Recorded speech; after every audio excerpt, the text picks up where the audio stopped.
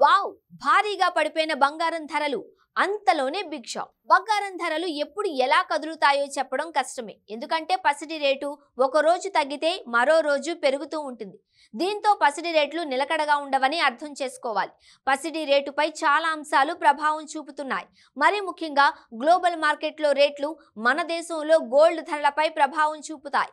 Bullion market నిపుణుల ప్రకారం చూస్తే భౌగోళిక ఉద్రిక్త పరిస్థితులు, రూపాయి డాలర్ మారక విలువ, దేశీ డిమాండ్, గ్లోబల్ మార్కెట్లో రేట్లు వంటి పలు రకాల అంశాలు బంగారం ధరపై ప్రభావం చూపుతాయి.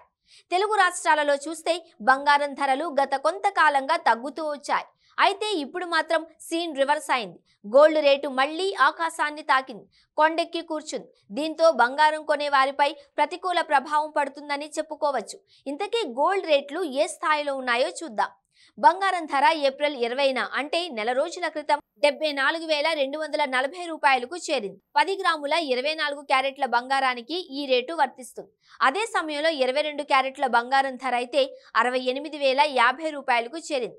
అయితే ఆ తరువాత పసిడి రేటు పడిపోతూ వచ్చింది. మే 1 నాటికి బంగారం ధర 71,510 రూపాయలకు దిగొచ్చింది.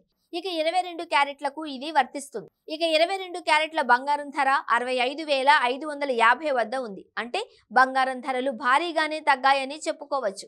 అయితే తరువాత నుండి పసిడి రేటు క్రమంగా పెరుగుతూనే వచ్చింది. ఇప్పుడు ఏకంగా 74,610 రూపాయలకు చేరింది. 24 క్యారెట్లకు ఇది వర్తిస్తుంది. ఇక 22 క్యారెట్ల బంగారం ధర 68,390కు చేరింది. పసిడి రేటు ఈ నెల ఆరంభం నుంచే పరుగులు పెడుతూ వచ్చింది. అంటే పసిడి రేటు ఊరించి ఉసూరుమనిపించింది. ప్రస్తుతం మే 20న బంగారం ధరలను గమనిస్తే 22 క్యారెట్ల బంగారం ధర 68,390 వద్ద ఉంది. ఇక 24 క్యారెట్ల గోల్డ్ రేట్ అయితే 74,610 వద్ద ఉంది. 10 గ్రాములకు ఈ రేటు వర్తిస్తుంది. హైదరాబాద్లో ఈ రేట్లు వర్తిస్తాయి. ఇక విశాఖపట్నం, విజయవాడలో కూడా దాదాపు ఇవే రేట్లున్నాయి.